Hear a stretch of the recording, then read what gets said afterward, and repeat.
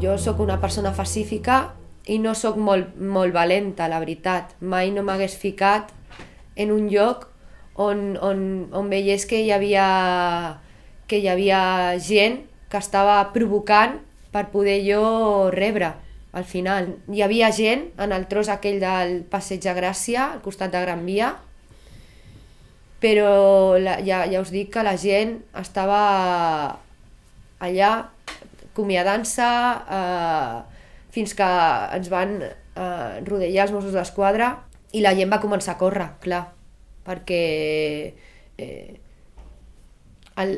la forma en com ells estaven actuant no era de queda't aquí, sinó marxa, que això era el que volien també, que marxessin, que corressin. Estava tallat per baix no podien passar perquè venia gent corrents de la plaça Catalunya, van intentar tirar cap amunt, també hi havia furgons, van arribar furgons policials i van tallar allà el pas a la Gran Via. Llavors tothom va començar a córrer cap en diagonal, creuant el Passeig de Gràcia, perquè no hi havia un altre lloc on anar, en direcció al carrer Casp. I així ho vaig fer jo també. Jo anava amb 5 o 6 amics meus i cadascú va tirar cap a una banda, no? Jo estava allà amb el Lluís i recordo que creuant el Passeig de Gràcia me vaig girar per veure, de no perdre'l, per no perdre'm jo, i vaig veure que estaven allà els furgons i els policies. I llavors va ser quan vaig notar l'impacte a la cara. Molt de mal i bueno, indescriptible. Pensava, no pot ser, m'han donat, no pot ser. De seguida li vaig dir, Lluís, que m'han donat. Vaig posar la mà a la cara i bueno, i ja està, i no cridant. Ell me va mirar, jo li vaig dir, no tinc ull, i me va dir sí. Bueno, va ser el primer moment que ja sabia que el cop que m'havien donat era molt fort. No és que em fes mal en un punt en concret, me feia mal pues, tota la part esquerra de la cara, no? Jo anava dient, ambulància, sisplau, ambulància, gel, que algú me doni gel, que algú cridi una ambulància. No és, ni tan sols si me va córrer agafar el meu telèfon per cridar jo l'ambulància, i me van fer seure en la cantonada, en el terra. De sobte bueno, vam estar allà una estona i llavors va aparèixer un guàrdia urbano. El guàrdia em va preguntar què em passava i li vaig ensenyar. Me vaig destapar l'ull i li vaig ensenyar. Me va preguntar si em feia mal, li vaig dir que sí, i em va donar més mocadors de Kleenex, que ell va treure mocadors i me va donar mocadors nets. Al cap d'una estona jo sé que ell estava allà cridant l'ambulància i l'ambulància no venia, deien que no la deixaven passar. La gent allà cridava, ajuda, ambulància, que vingui l'ambulància.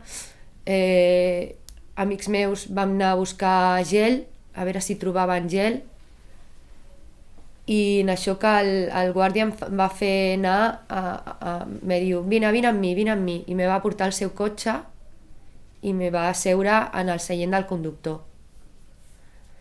Estàvem allà, ell tornava a cridar l'ambulància i l'ambulància deia que no li deixaven passar. Li van preguntar que si estava conscient i jo fins i tot li vaig dir, digue-li que no estic conscient, que vinguin ja. Llavors me vaig començar a marejar a dins del seu cotxe, no? I els hi vaig dir, m'estic marejant. El dia següent jo vaig despertar al box estava allà la meva família, i bueno, portava l'ull tapat, que m'havien reconstruït el glob ocular i tota aquesta part de l'ull. Tinc tots els ossos d'aquí, tot això d'aquí trencat, el pòmul i fins aquí, m'arriba aquí, tinc un os que no sé ni quin és. El nervi òptic el tinc tallat, està seccionat, i em van dir que m'haurien de fer una segona intervenció per posar-me una placa que encara havien de valorar, com quan se baixés tota la inflamació i tot, però que encara havien de valorar el que em farien, que no estaven segurs. Primer el que me van dir és que havia perdut la visió i que aquesta visió ja no la tornaria a recuperar mai més. Aquest nervi que se m'ha seccionat aquí fa que no tingui sensibilitat en aquesta part d'aquí. Encara no puc menjar bé, no puc mastegar per aquest costat, ni tan sols puc badallar. Quan badallo me fa mal. Només puc menjar per aquí, i bueno, tenia tot inflamat, tota aquesta part de la cara. Però tenia l'esperança de que encara que no pogués veure, pues que podria conservar el meu ull i anar cap endavant. Però ell me va dir que no, que l'ull, que la visió, esclar, que ja no la tornaria a tenir, però que l'ull s'havia de treure i que m'haurien de posar una pròtesi. No em van oferir assistència psicològica de ningun tipus, encara que la vaig demanar. Vaig insistir bastant en això, però no m'ha estat facilitada. No sé si és perquè no la tenen o perquè no, el meu cas no entra dintre de cap patologia que hagi de tenir assistència psicològica, però això que m'ha passat a mi és molt fort. Jo no li desitjo a ningú, i el que no vulguis per tu no li facis als altres, no? Aquesta és la meva filosofia, però m'ha passat a mi i bueno, i aquí estem. Això em va passar dimecres a la nit, dia 14, i dilluns, dia 19, me va visitar l'oftalmòloga a les 10 del matí, i que com el protocol d'oftalmologia deia que si ja no estaves prenent medicació intravenosa, que te'n vas cap a casa teva.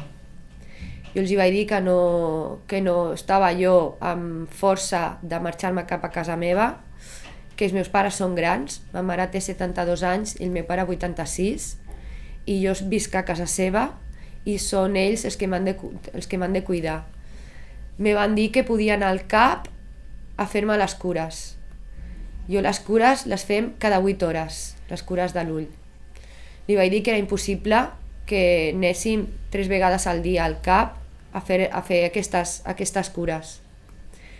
Llavors van insistir en que ma mare ho sabria fer molt bé i que me faria ella les cures. I sí, ma mare ho fa molt bé, però no és la persona indicada per fer-ho, no? Que a sobre que a un fill teu li ha passat això, que sigui ella la que m'ha de fer aquestes cures, no? Ningú de l'administració s'ha interessat per mi, ni tan sol m'han escrit ni un missatge de test, ni un correu, ni una trucada. Ningú s'ha personat allà a l'hospital per interessar-se pel meu estat de salut, de com estic, de què m'ha passat, d'on era o amb qui estava o el que fos. Jo no sé si aquest és el procediment normal, però penso que humanitari no n'és. La meva família necessita molt, i jo mateixa, necessitem molt recolzament, i la veritat és que algú de l'administració que hagués respost per aquestes forces de seguretat de l'Estat que estaven allà, que diuen que no carregaven, però que sí que van carregar, perquè jo ho vaig veure i tinc la prova amb mi mateixa de que ho van fer. Quan he sortit de l'hospital he vist imatges, vídeos de que el senyor Felip Puig havia dit que allí no hi havia cap càrrega policial, ni s'havia disparat bales de goma ni projectils. Jo no sé amb qui me van donar a mi. El que sí sé és que va ser un mosso d'esquadra i va ser amb un projectil, no sé quin tipus, però va ser un projectil. Si ell no va donar l'ordre, que és el que està més amunt de tots, qui la va donar? Jo ho vaig veure. Per què diu que no? Va ser que no van haver-hi aquestes càrregues policials. Potser m'ho podria explicar, veure'm a mi i explicar-me que ja no hi havia policia i que no van carregar. Jo els vaig veure allà en directe, m'ha passat això, i els he vist després per la televisió. No ens porta enlloc aquest estat de repressió i de violència, i fins i tot he escoltat unes declaracions del senyor Mas justificant que hi hagi aquesta repressió. Yo lo único que digo es que el que lo haya hecho, si tiene hijos y a uno de sus hijos le hubiera pasado, que se metan la mano del pecho a ver si le duele o no le duele. Que ellos tienen que pensar que ellos llevan las armas. Pero en esa manifestación también podían haber estado sus hijos, porque a veces los hijos también duelen muchísimo. Según qué padre, a lo mejor hay padres que no les duelen, pero a mí me duelen muchísimo mis hijos. Muchísimo. Y no son para que ellos hagan lo que les dé la gana y que unas criaturas que se iban a coger el metro no los dejen y se líen a zambombazo como se liaron. Eso no hay derecho. No hay derecho. Que se metan ellos la mano en el pecho a ver qué se encuentran. Porque a nosotros nos han fastidiado la vida. Nosotros éramos una familia humilde, una familia muy unida. Yo tengo 4 hijos. Todos los hermanos se llevan divinamente. Y nosotros nunca jamás pueden decir que nosotros no hemos metido ninguno de la familia en ningún lío. Hemos cumplido con nuestras obligaciones, si hemos tenido que pagar lo que hemos tenido que pagar, nadie puede decir nada, ni en el barrio, ni en injusticia, ni en nada. Pues yo no sé por qué tienen que hacer estas cosas a una familia humilde. No lo sé. A nosotros nos han fastidiado la vida.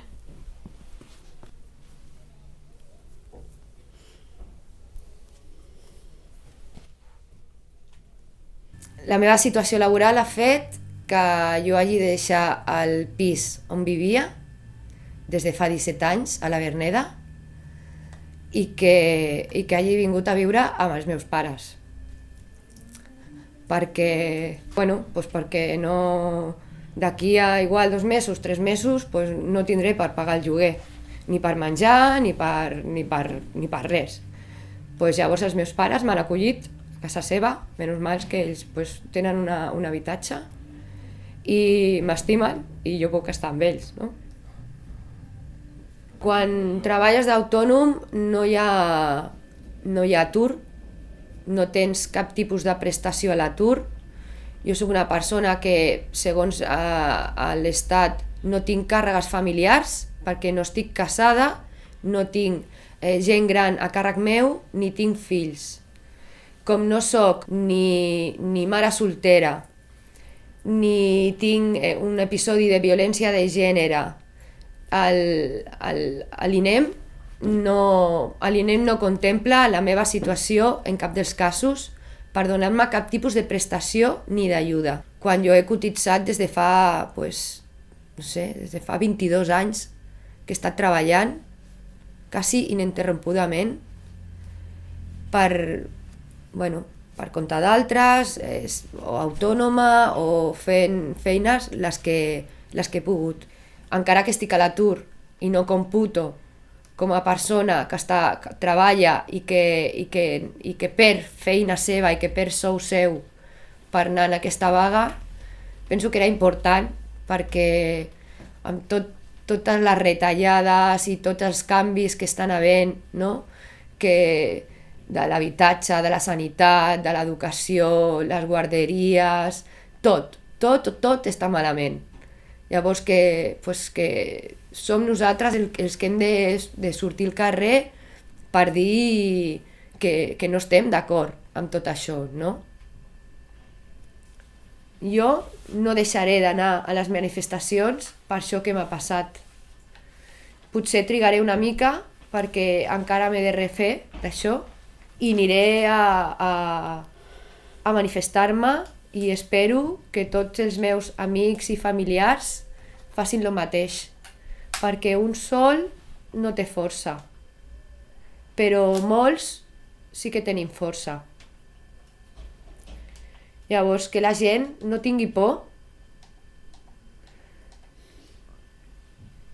perquè amb por no s'aconsegueix res.